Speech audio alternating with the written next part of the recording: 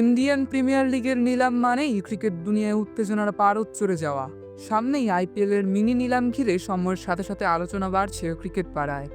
এমন আবহেই বাবর আজমকে নিয়ে বিস্ফোরক মন্তব্য করলেন সাবেক পাকিস্তান ক্রিকেটার তানভীর আহমেদ।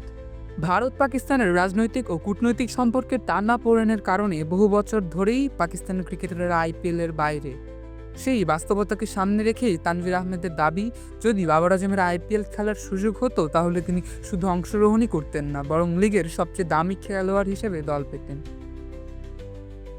আইপিএল যাত্রা শুরু করার সময় বিশ্বের নানা প্রান্তের ক্রিকেটারদের সাথে সাথে বেশ কিছু পাকিস্তানি তারকা ক্রিকেটারেরাও অংশগ্রহণ করেছিলেন। তবে ভারত পাকিস্তান সম্পর্কের ক্রমশই অবনতি ঘটার পর পাকিস্তান খেলোয়াড়দের জন্য বন্ধ হয়ে যায় বিশ্বের সবচেয়ে দামি লিগের দরজা। এরপর নিজেদের ফ্র্যাঞ্চাইজি লিগ তথা পাকিস্তান সুপার লিগ চালু করে পাকিস্তান ক্রিকেট বোর্ড। সময়ের সাথে সাথে আইপিএলের প্রভাব ও অর্থ সমৃদ্ধতা কেবল বেড়েই চলেছে। আইপিএলের আসন্ন নিলাম ঘিরে আলোচনা যখন তুঙ্গে, ঠিক সেই আলোচনাতেই গা ভাসিয়ে পাকিস্তানি সাবেক ক্রিকেটার নিজের ব্যক্তিগত যোগাযোগ মাধ্যমে মত প্রকাশ করে লেখেন, বাবর আজম যদি আইপিএল খেলতো তাহলে সে আইপিএলের সবচেয়ে দামি খেলোয়াড় হতো, এমনকি ডাইরেক্ট সাইনিংয়ের মাধ্যমেই তাকে দলে নেওয়া হতো। গেল এশিয়া কাপে অভিষেকের পর থেকে প্রথমবারের মতো পাকিস্তানের স্কোয়াড থেকে বাদ পড়েন বাবর আজম।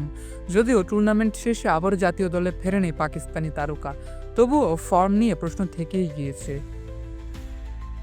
2026 টি-20 বিশ্বকাপে বাবরের পারফরম্যান্স পাকিস্তানের জন্য অতীব গুরুত্বপূর্ণ।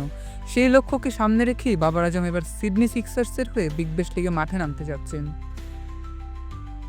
স্বপ্নিল ভুঁইয়া, খেলা 71।